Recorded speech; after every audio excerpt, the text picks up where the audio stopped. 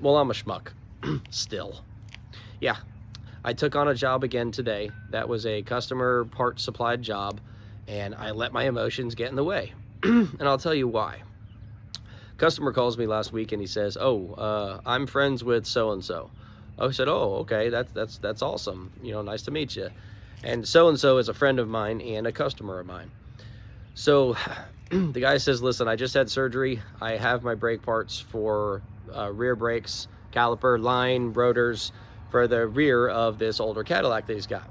I said, okay, well, just so you know, since you're friends with this person, I typically don't do jobs like this, but I will do it for you this one time. But in the future, we must come out and inspect and diagnose the car first.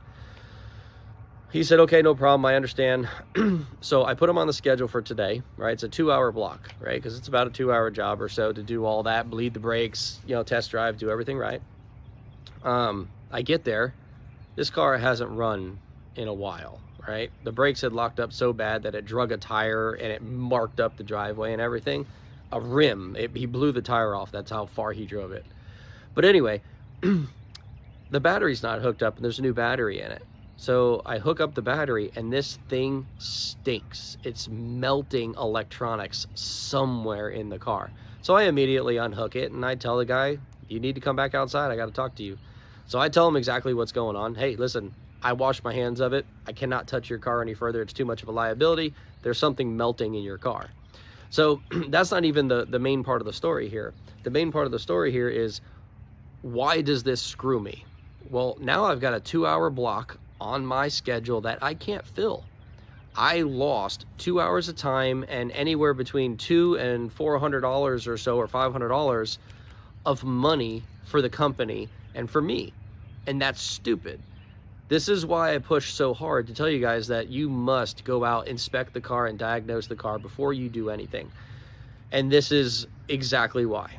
Because if I had a brick and mortar shop, I still wouldn't take those jobs, but at least if a customer canceled or the parts were wrong, other cars could be rolling in and bringing into the shop. And being mobile, that is the hardest thing to deal with. When you lose a customer for the day and something like that happens, you don't get to fill in those 2 hours back in that day. So now, granted, I've got a big job that we're about to start right now, but it's stupidity. And I know a lot of you don't agree with me on this, but I don't care. This is something that I struggle with daily, and I'm just trying to make my company better in the long run, because that's the whole goal, is to be a better person and a better company. And taking on jobs before inspections and with customer paid parts, supplied parts, always turns out to be bad.